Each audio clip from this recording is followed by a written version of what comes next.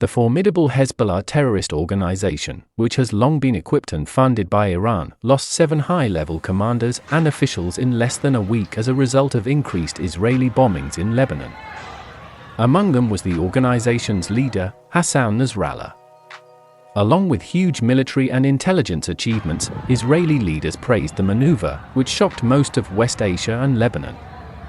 The crisis meanwhile shows no signs of abating, with Israel hitting Houthi targets in Yemen on September 29 and escalating fresh airstrikes in Lebanon, deepening its fight with Iran's proxies in the area 2 days after murdering Nasrallah. Israel said that the airstrikes on Yemen's port of Hodeidah were in retaliation for previous Houthi missile assaults on its territory. There were concerns that the conflict in West Asia may spiral out of control and involve Iran and the United States, Israel's principal ally. For the first time in over a year of hostilities with Hezbollah, Israel also bombarded the center of Beirut, the capital city of Lebanon. 3 prominent members of the Palestinian organization Popular Front for the Liberation of Palestine were slain in an early September 30 attack on a building in the center of the Lebanese capital, according to reports from Lebanon's official media. Israel has promised to continue its offensive. Herzi Halevi, the chief of staff for the Israeli military, stated on Sunday that we need to keep hitting Hezbollah hard. A day after Hamas launched an unexpected onslaught into southern Israel in October of last year, Hezbollah established a front to aid its allies in the Gaza Strip. The recent attacks in Lebanon and Nasrallah's murder mark a dramatic intensification of the conflict in West Asia. Lebanon's most powerful military and political group today finds itself struggling to recoup from heavy wounds, having lost major people who have been part of Hezbollah since its foundation in the early 1980s. Over the last few years, Nasrallah has led an army-like organization that is said to consist of tens of thousands of combatants and a highly developed armament that can reach any location in Israel. It is the main component of the Axis of Resistance, a group of groups supported by Iran. Chief among those slain in the last week was Nasrallah, who was killed in a series of airstrikes that flattened multiple buildings in southern Beirut. Others played a crucial role in Hezbollah's activities but were less well known to the outside world. Nasrallah supervised the party's rise to prominence in Lebanon and led the organization through multiple battles with Israel since 1992. Hezbollah became the most potent paramilitary group when it entered the political sphere in Lebanon and participated in regional wars. Bashar Assad remained in power in Syria thanks in large part to Hezbollah support as the 2011 revolt turned into a civil war. Hezbollah also assisted Nasrallah in enhancing the capacities of other armed organizations in Yemen and Iraq that received support from Iran. Nabil Kauk, the deputy leader of Hezbollah's Central Council, was assassinated in an airstrike on September 28, in addition to Nasrallah.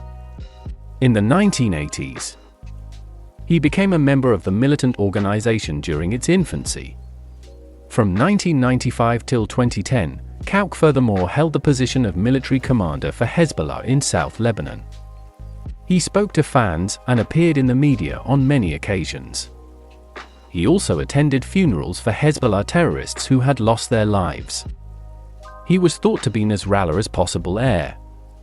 Leading Hezbollah's Special Radwan forces, which Israel has been attempting to drive farther from its border with Lebanon, was Ibrahim Aqil. He had been on the US wanted list for years and was a member of the Jihad Council, its top military council. According to the US State Department, Aqil was a member of the team that planned the 1983 bombing of the US Embassy in Beirut and oversaw the hostage-taking of Americans and Germans. As a leader of the Radwan forces, Ahmed Waib was instrumental in the organization's growth since its founding over 20 years ago. He was murdered with Aqil in an airstrike in Beirut's southern suburbs that targeted and demolished a building. Hezbollah's southern front was headed by Ali Karaki, who was slain with Nasrallah and was crucial to the ongoing struggle. He was regarded by the US as a key member of the terrorist group's leadership. The leader of Hezbollah's drone squad, which was deployed for the first time in this current confrontation with Israel, was Mohammed Siraour. Under his direction, Hezbollah penetrated Israel's defenses, which had mostly targeted the organization's rockets and missiles. by launching explosive and reconnaissance drones deep into the country. Hezbollah's missile squad was commanded by Ibrahim Kobayashi. According to the Israeli military, Kobayashi was responsible for the 2000 kidnapping and murder of 3 Israeli soldiers near the northern border. The victims' remains were delivered to Hezbollah 4 years later as part of a prisoner swap. 3 assassins, Jawad Toral, Toleb Abdullah, and Mohammed Nasser, were important figures in Hezbollah's military operations in the south and over the course of several decades. Named Qassem, Nasrallah's second-in-command, is now the organization's most senior member. Qassem is one of the founding members of Hezbollah and has served as its deputy head since 1991. Local news networks were quick to speculate on many occasions that Qassem could have been the target of an Israeli attack in southern Beirut. In the current war, Qassem is the only senior member of the terrorist organization who has spoken with local and foreign media. The deputy leader seems to be active in a number of militant group affairs, including high-level political and security issues, as well as Hezbollah's theocratic and humanitarian efforts on behalf of Lebanon's Shia Muslim people.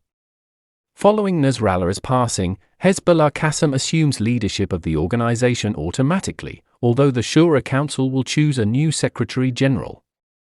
The person most likely to succeed Nasrallah is Hashim Safadine, the leader of Hezbollah's Central Council.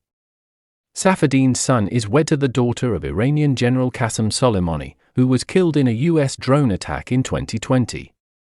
Safadine is a relative of the late Hezbollah commander. Similar to Nasrallah, Safadine too joined Hezbollah at an early age and dons a black turban.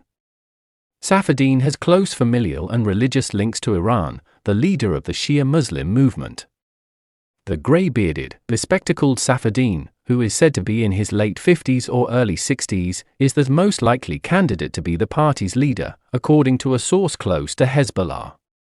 Safadine is a member of the influential Shura Council of Hezbollah, and was added to the lists of terrorists by the US and Saudi Arabia in 2017. In contrast to Nasrallah, who spent years in hiding, Safadine has made public appearances at recent religious and political gatherings. Normally displaying a composed manner, he has increased the intensity of his comments at the funerals of Hezbollah militants who have been slain in confrontations with Israel. The 2 senior Hezbollah leaders still alive and seemingly in the Israeli military's crosshairs are Talal Hamia and Abu Ali Rida.